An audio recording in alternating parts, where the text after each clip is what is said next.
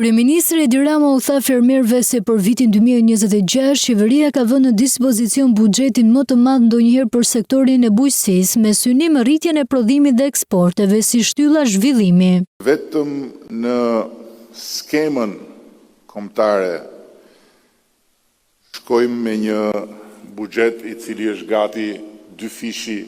Ndërsa vendi ecën në procesin e negociatave të antarësimit, kreu i qeverisë u kujtoi fermerëve përfitimet dhe sfidat. Për të rritur financimin për fermat tuaja, vlerësoheni si një mundësi të shtuar që na jep ky moment afrimi me Bashkimin Evropian, duke na hapur perspektiva që nuk i kemi pasur më parë në aspektin e financimit. Bujqësia sipas kryeministrit ka nevojë për bashkëpunim. Bashkitë tona duhet të ngrihen në lartësinë e nevojës suaj për partneritet, e nevojës suaj për financë. Shpjegoi mekanizmat e financimit përmes Bankës për Zhvillim. Bankën e Zhvillimit, e cila do të jetë edhe ajo një tjetër instrument për të mbështetur. Këtu nuk bëhet fjalë për t'ju lëshuar në rrugën e bankave komerciale dhe për t'ju vënë përballë atyre vështirësive të tmerrshme për të marrë një kredi.